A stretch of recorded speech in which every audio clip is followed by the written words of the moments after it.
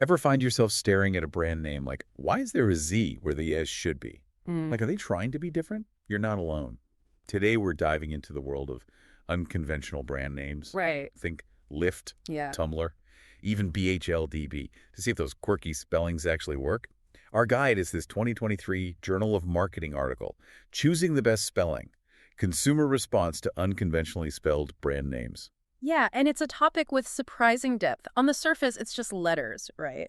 But the article digs into how these choices impact everything from trademarking to how we perceive a brand's sincerity. Sincerity, huh? Yeah. That's an interesting angle. So, before we get deep into the research, I'm curious, have you ever come across a brand name that just felt off because of the spelling? Maybe one you really liked, or one that made you cringe a bit, I've certainly had a few head-scratching moments, especially when the spelling seems deliberately complicated. right? Like, are they trying too hard to be different? Right. Which I guess leads to the big question the article tackles. Does this kind of spelling actually make a brand more memorable and appealing?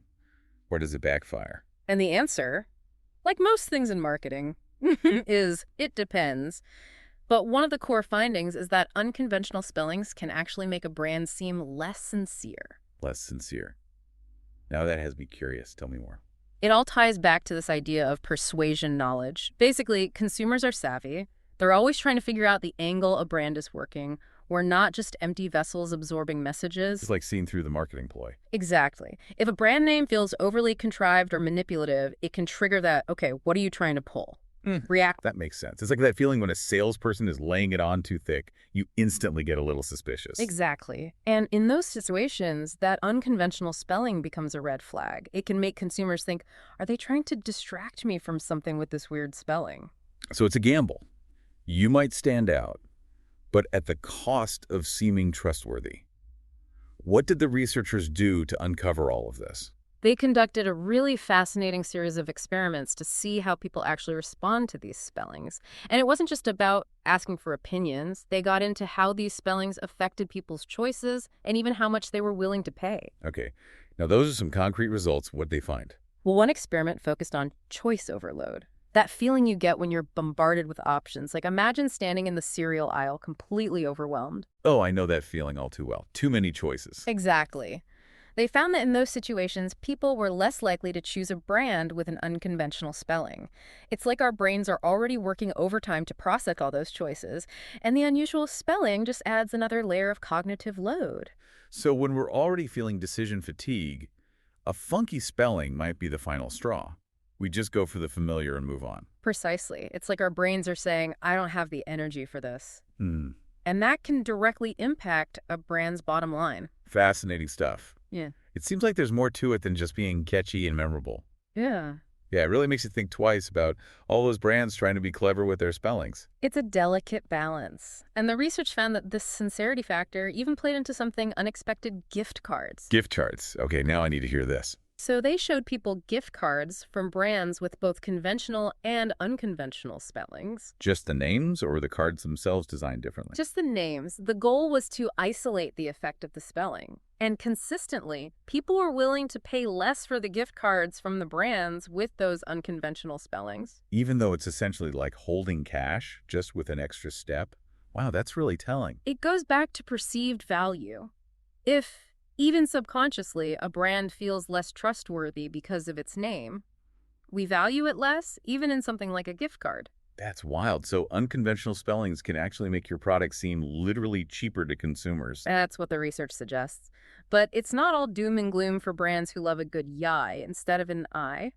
The article did highlight some key exceptions. Okay, because I was thinking there have to be times when this works. What are those exceptions? When does this spelling strategy actually make sense? One big one is crowdsourced names.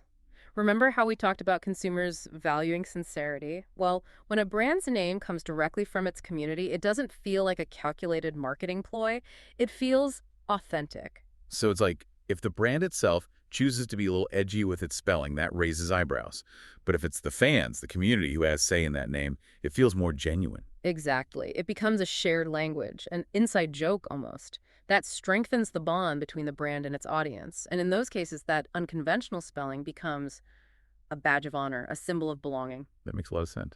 What about the other exception? You mentioned something about experiences being key. Right. The research found that for products or services that are heavily focused on experience, a memorable, even unconventional, name can be a real asset. They use the example of an ice bar in Las Vegas. Oh, yeah, I remember this one. They actually named the bar in the study, didn't they? They did. It was called Extra Chilled Lounge.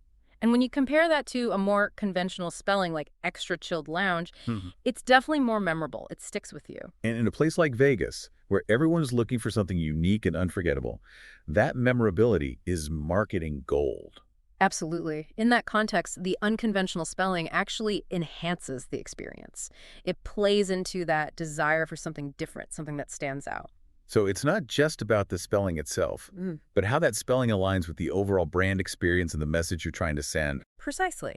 And it goes back to knowing your audience. A quirky spelling might work for a trendy brand, targeting a younger demographic, but it might backfire if you're selling financial services where trust and stability are paramount. It's about finding that sweet spot where the spelling feels authentic to your brand and resonates with your target market. And that's not always easy to do. Definitely not. And the researchers emphasize that even if you choose to go with an unconventional spelling, you need to have a good origin story ready to go. Because nobody likes a made-up backstory. Yeah. Right? It has to feel genuine, like it was born organically from the brand's identity. Exactly. Consumers are smart. They can sniff out inauthenticity a mile away.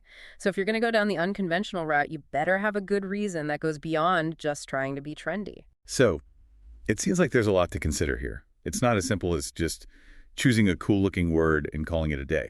It's definitely more nuanced than it appears on the surface. And ultimately, it comes down to weighing the risks and rewards. Do you prioritize being memorable, even if it means potentially sacrificing some perceived trustworthiness? Or do you go for that sense of reliability and clarity from the get-go? It's that classic marketing dilemma. Choosing the strategy that aligns best with your overall brand goals and target audience.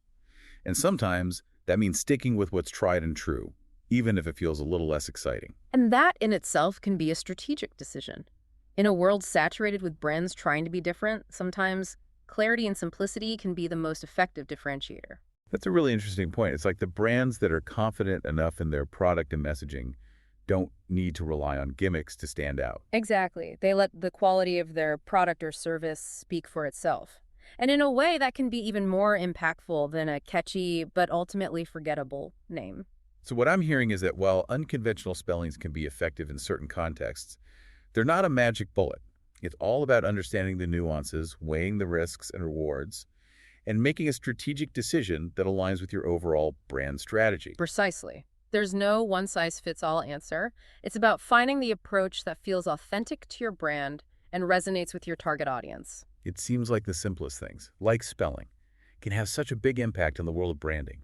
It is fascinating how much psychology goes into these decisions. It makes you wonder, could this whole unconventional spelling trend eventually reverse itself? Reverse? What do you mean? Well, what if, at some point, so many brands have adopted these unconventional spellings that correct spelling actually becomes the thing that stands out? Like, it becomes the new way to be different. Yeah. To signal that you're confident enough to break from the mold of trying too hard. Exactly. It becomes a way of signaling authenticity by going against the grain of what's considered cool at that moment.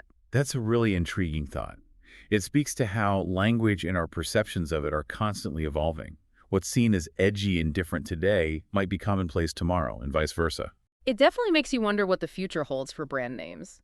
Will we reach a saturation point where unconventional spellings lose their impact? Or will they continue to evolve in unexpected ways? Only time will tell. I guess that's part of what makes this whole topic so interesting. It's not static. What works today might not work tomorrow. And it's all about staying ahead of the curve. Or maybe intentionally lagging behind it. Precisely. It's about understanding the bigger picture of how language and branding interact, and using that knowledge to make strategic decisions that feel right for your brand. Well, on that note, I think it's time for us to wrap up this deep dive into the world of unconventional brand names. It's been a fascinating conversation, to say the least. I completely agree. It's always a pleasure to explore these nuanced aspects of marketing and consumer behavior. And for our listeners, if this deep dive has sparked your curiosity, be sure to check out the show notes for a link to the full research article. It's definitely worth a read. Until next time, happy branding.